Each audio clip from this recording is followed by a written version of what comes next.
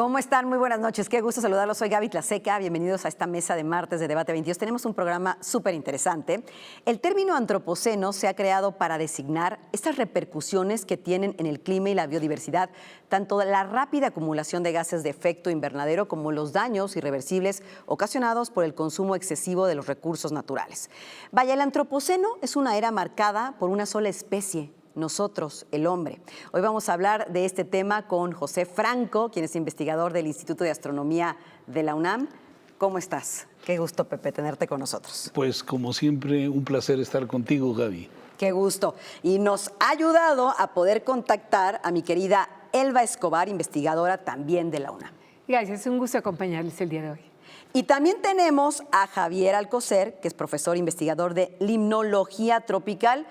¿Cómo estás, Javier? Bienvenido. ¿Qué es la limnología? Aparte, dinos, por favor. ¿Qué tal? ¿Cómo estás? Bueno, la limnología es la ciencia que se encarga del estudio de las aguas epicontinentales. Esto es, de las aguas que podemos llamarle ríos, arroyos, lagos, lagunas, etcétera. Ah, bueno, hoy aprendimos algo nuevo que es parte también del objetivo de este programa. A ver, existen evidencias de transformaciones provocadas por las sociedades humanas. Podemos hablar desde hace mucho tiempo de la agricultura. Pero estos cambios se han acelerado por nosotros, por el impacto que hemos hecho los hombres al medio ambiente. Entonces, ¿cómo explicar esas transformaciones a través del término antropoceno? A ver, Pepe. Mira, desde los primeros asentamientos humanos que hubo en Mesopotamia hace como 10,000 años, el ser humano pues lo que ha hecho es transformar el medio que está alrededor de donde se asienta, pues para sacarle beneficio. Y esta transformación pues ha ido creciendo, inició en Mesopotamia, pero se ha extendido por todo el mundo y al siglo XVIII, XIX, ya la cantidad de ecosistemas que habían sido alterados por los seres humanos eran muchísimos. Devastación de muchos bosques, uso intensivo cada vez mayor de diferentes lugares para cultivo, lo cual pues ha generado poco a poco a lo largo del tiempo muchos daños. Y cuando vino la revolución industrial en el siglo XIX, pues se aceleró todo debido a la presencia de máquinas que hicieron pues muchísimo más eficiente el movimiento, la producción y con ello también el sacar recursos de todos los ecosistemas. Entonces, en los últimos 200 años, sobre todo, el ser humano ha estado cambiando la morfología de nuestro planeta y alterando el sistema que antes existía de equilibrio en atmósfera, mares e incluso en la corteza terrestre. Y esto se ha acelerado de una manera brutal en los últimos 70 años. Yo creo que los cambios que el ser humano ha generado en los últimos 70 años son mayores que en los 7,000 anteriores. Esto habla de una aceleración importante en estos cambios, Selva, que se han hecho, como decía Pepe, cada vez más visibles por causas atribuibles al hombre y a este desarrollo tecnológico que también hemos tenido por cielo, mar y tierra. Así es, y esto se refleja muy claramente en el impacto que van teniendo las actividades humanas y la extracción de los recursos que son requeridos para cada vez más personas. En el caso muy específico, todos los desechos que generamos en el continente terminan en el océano. Pero es en el océano de donde se origina la necesidad, donde obtenemos servicios tales como alimento, agua y oxígeno. Y esto es porque en el planeta tenemos un solo océano que es más grande en el planeta, 71%. Entonces el 71% refleja 3/4 partes del oxígeno que respiramos, refleja una cantidad enorme de producción de agua que es transportada vía atmosférica como nubes y como lluvia que desemboca directamente en el continente. Y el depósito del agua es diferencial. No es la misma cantidad de agua que vamos a encontrar depositada y disponible para la humanidad.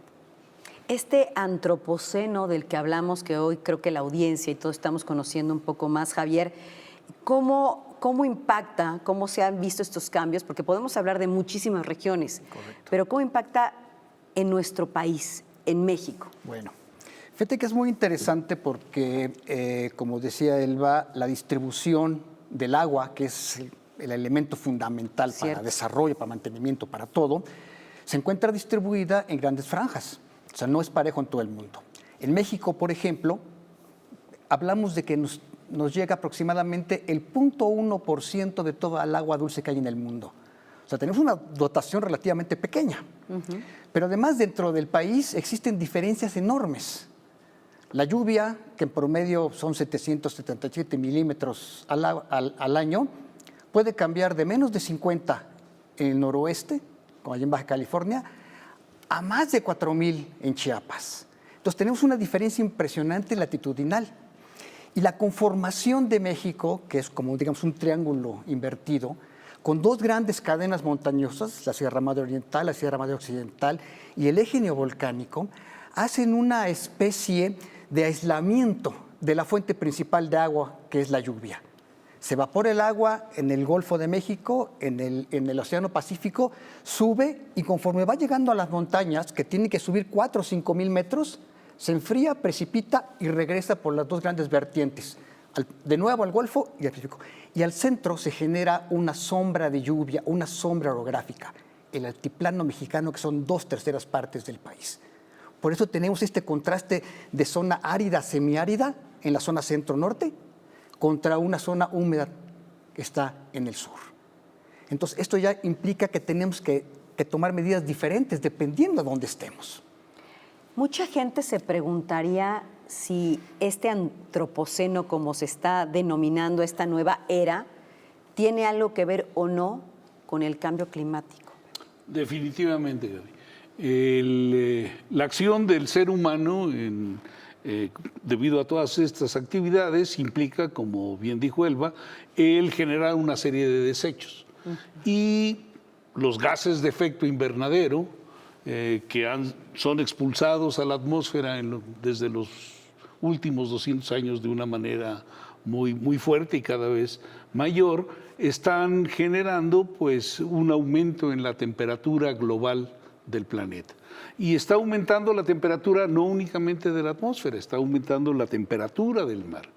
Y están derritiéndose, como bien sabemos, los glaciares y también los hielos de los polos. Se están derritiendo de una manera en donde no se recuperan en el invierno, ya sea del hemisferio norte o del hemisferio sur. Entonces, la contaminación atmosférica está teniendo un impacto global muy, muy fuerte y el cambio en la temperatura promedio de todo el planeta, pues es un cambio que difícilmente lo vamos a poder revertir en los próximos quizá 100 años. Wow. Por otro lado, pues también hay una contaminación muy fuerte en los mares, en todos los mantos acuíferos, en los lagos, en los ríos, contaminación de todo tipo, y la de plástico es una contaminación además muy, muy visible. Menos visible es la contaminación debido a agentes químicos o agentes biológicos, pero bueno, esa contaminación también se está dando. Hay dos contaminaciones que suelen ser más sutiles y no les ponemos mucha atención, pero que también tienen un impacto fuerte. Una es la contaminación sonora. O sea, vivir cerca de un aeropuerto, pues termina generando problemas psicológicos en las personas que viven en sus alrededores, y la contaminación lumínica. El tener este exceso de luz todas las noches, pues tiene un efecto fuerte en los seres humanos, por supuesto, pero sobre todo en animales, insectos y plantas que tienen ciclos de vida en donde la mayor parte del trabajo lo hacen de noche. Entonces, sí, hasta los humanos, nuestro ciclo circadiano está día y noche afectado. Está afectado porque no descansamos bien, supuesto. lo cual tiene pues toda una serie de efectos en la salud. Pero bueno, los animales nocturnos pues ya tienen totalmente afectado un descontrol. su sistema. Así es. Entonces, pues hay muchos tipos de desechos que están generando pues estos problemas que estamos viendo. Y súmale a eso la destrucción de ecosistemas, el aumento en la devastación de la biodiversidad, o sea, todos estos cambios que hemos generado a lo largo de estos años, pues también han tenido un impacto en diferentes grupos de animales y de plantas que pues han desaparecido. Claro, sí, sí, totalmente tiene un impacto que es bastante visible. Elba, las olas de calor que hemos pasado estos últimos días, que han tenido como consecuencia incluso la muerte de muchas especies. No nada más la muerte de seres humanos que están reportados en distintas partes del territorio mexicano, y relacionado con esto, la disponibilidad de agua y de hielo en algunas partes del país. El calentamiento en general es absorbido normalmente por el océano, pero cuando el océano también está muy caliente, genera justamente diferentes tipos de representaciones, digamos, de este calor que está concentrado en ciertas localidades y que también genera daños directamente en la biota en esos lugares. Pero tal vez el más importante es la transferencia de calor hacia el continente y con ello la generación de ciclones y huracanes, la sequía en algunas de las regiones del país por esta cuestión diferencial que tenemos de la topografía, del tipo de océano que hay. Y muy importante es la capacidad de poder acumular CO2 en el océano. Y esto va a ir de la mano con la acidificación, con la desoxigenación del océano y también su capacidad de almacenar el carbono, podemos mejor mencionarlo, como un almacén de muy largo plazo. El océano lo ha venido haciendo por millones de años y lo ha albergado siempre en el sedimento y en el sedimento profundo y en las aguas profundas. Pero el día de hoy, ante la saturación que tenemos de CO2 en la atmósfera y otro tipo de gases de invernadero como metano, que sería el inmediato, pues el océano tiene que contender con esta presencia de estos dos gases y lo refleja en cómo responde y lo que emite nuevamente hacia el continente. Entonces, calentamiento, que sería el primer punto y para el cual tal vez sería la respuesta más inmediata, se va a reflejar en mayor lluvia en ciertas zonas por este transporte de nubes y lluvia, que lo vamos a ver como lluvias torrenciales que generan grandes daños en el país.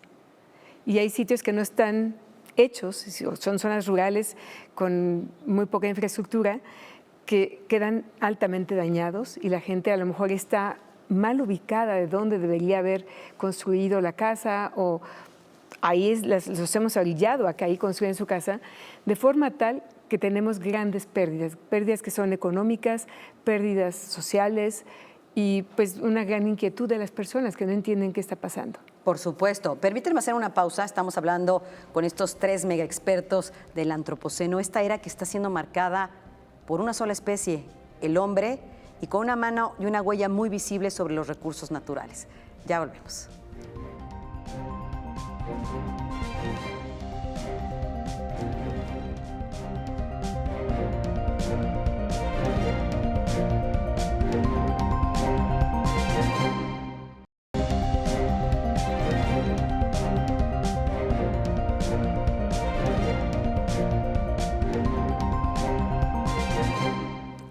Gracias por continuar con nosotros. Estamos platicando del Antropoceno, esta era marcada por el hombre y la huella que estamos dejando en el ecosistema.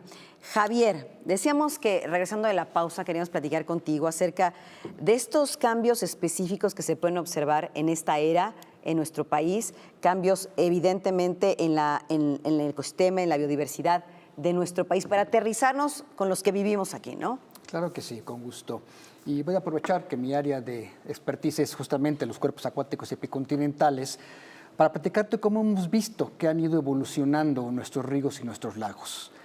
Desde finales de 1800 se ha notado un incremento en la aridificación, sobre todo en la zona norte de México. donde antiguamente existían numerosas lagunas extensas, no muy profundas, pero que han desaparecido. La disminución y casi desaparición de muchos ríos importantes, como el Nazas, por ejemplo, han reducido enormemente su caudal, el río Bravo, por supuesto. Y esto se ha ido marcando, por un lado, porque el clima se va calentando, pero, por supuesto, la actividad del hombre, que tiene una predominancia de la actividad agrícola en zonas donde la disponibilidad de agua es baja, pues ha incrementado este deterioro de nuestros ecosistemas. Cuatro Ciénegas, oasis de biodiversidad, está en situación muy grave. Algunas de las pozas se han secado y con cada poza se lleva todas las especies que tenía endémicas para ahí. Pero uno diría que a lo mejor, pues, ¿por qué la zona norte es la importante? Pues no, en la zona centro también, porque le aunamos a este cambio climático el vertimiento de innumerables contaminantes. Ya nuestros ríos del centro de México son más conductos de desechos que de agua, en realidad. Esto es gravísimo. Y con esto la pérdida de una enorme biodiversidad que se reconoce en toda la zona centro, del país. A lo largo del eje neovolcánico hay innumerables cuencas y en cada una de ellas había acosiles, peces y demás, en enormidad cantidad de especies únicas en México que han ido desapareciendo. Y la zona que se reconoce como de mayor biodiversidad en México, que es la zona sur, la selva tropical, etcétera, pues no se ha escapado de este asunto. Algunos programas gubernamentales para deforestar y pues, poner ganado, cosas por el estilo, pues no han ayudado. Y el desarrollo de la agricultura, desafortunadamente la agricultura se consume 9 de cada 10 litros que se extraen de agua a nivel mundial. México no es la excepción.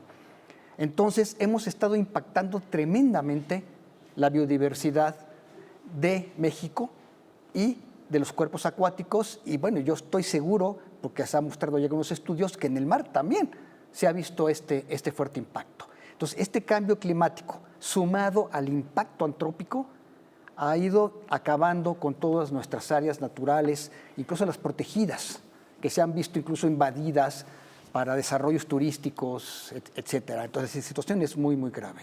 Entonces, sí, tenemos que poner la alerta, como dicen, en el país, más allá de lo que sucede en otra parte del mundo. Para esto hay que hacer muchos esfuerzos, o sea, no puedo decir ya todo está perdido. Decías, Pepe, que nos podía tomar 100 años revertir todo esto, pero a lo mejor con la tecnología que tenemos y hoy con la manera de difundir y comunicar, todavía podemos hacer algo. No, bueno, yo me refería a que la cantidad de dióxido de carbono que hay en la atmósfera es tal que nos va a tomar muchas decenas de años el poder reducir esta parte.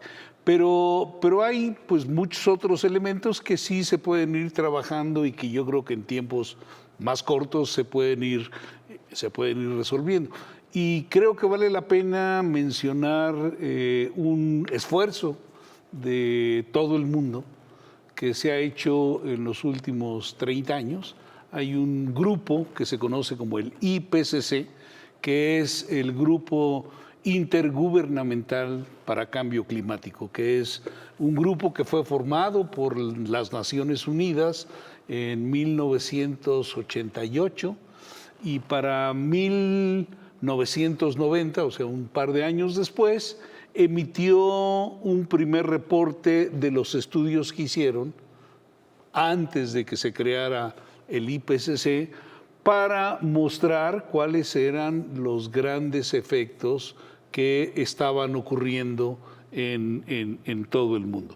Y después de 1990, cada 5 años aproximadamente, han ido sacando un reporte en donde han ido mostrando pues, cómo se ha ido deteriorando debido a la contaminación atmosférica y a todas las contaminaciones que hay y a la devastación de bosques, cómo ha ido cambiando no solamente el clima, sino cómo han ido cambiando muchas de las condiciones y cómo esto ha estado impactando diferentes regiones del mundo.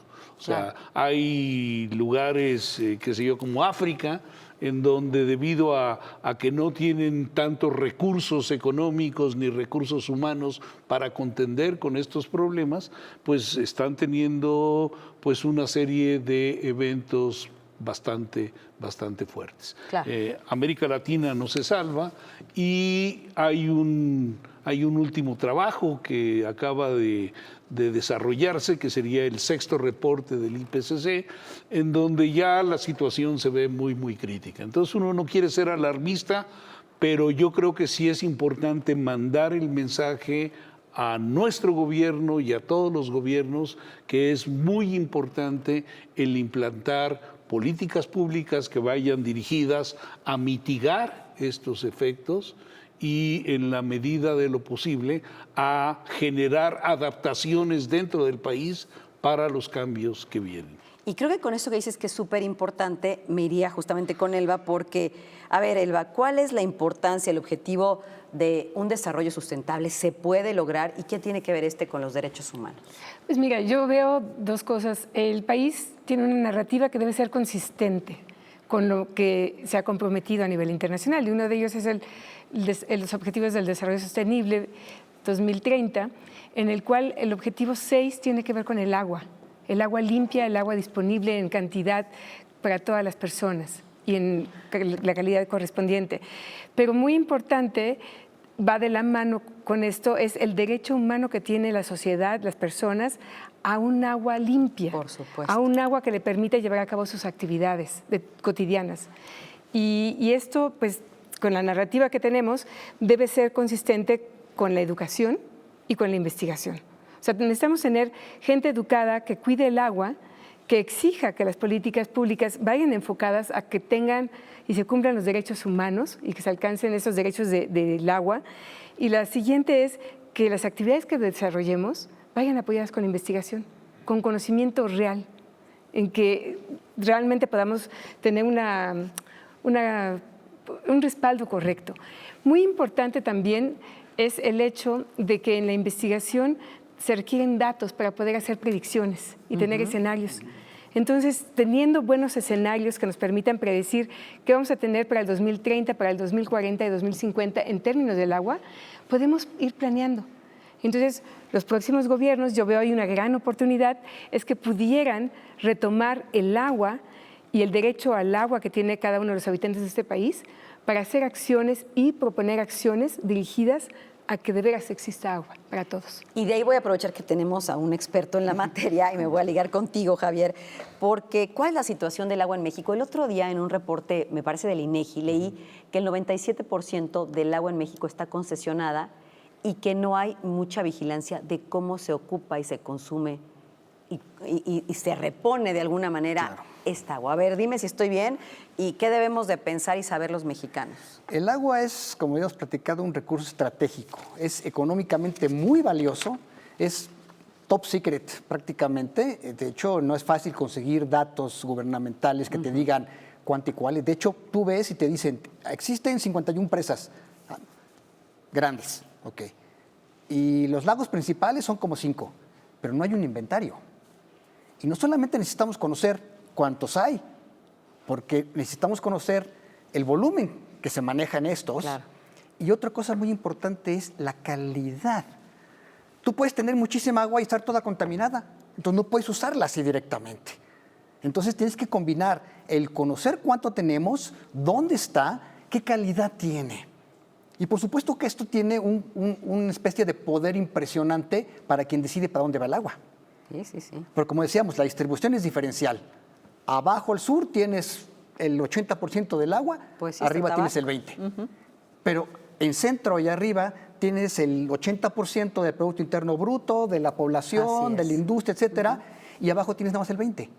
Estamos invertidos en la forma como tenemos la distribución natural de cómo estamos desarrollando las actividades. Entonces, esto te obliga a tener políticas realmente reales que te permitan programar el uso, racionarlo. Y efectivamente, a ti te dan permiso para tener la perforación de un pozo, pero no viene la información sobre a qué profundidad, qué volúmenes puedo extraer, etcétera. Entonces, no me dice ¿cómo puedo repartir si no sé cuánto estoy repartiendo? Claro. Entonces, gubernamentalmente la obligación es enorme, es mucho trabajo que hay que hacer atrás, se requiere datos reales, investigación, como decía Elba, es importantísima, monitoreo. El monitoreo es algo que cuesta, pero es súper valioso. Claro. El clima cambia y es cíclico. Tú ves en un año, más llueve y la temporada de sequía, llueve y temporada de sequía. Y dices tú, pues normal, pero a lo largo de 10 años el clima va cambiando así.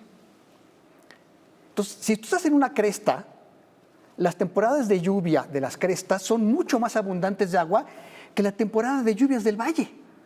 Los dos están en la misma época de lluvias, nada más que aquí te llueve 3 veces más que aquí. Tú como gobierno, si te doy esa información, puedes programar cómo usar tu agua con la que vas a contar.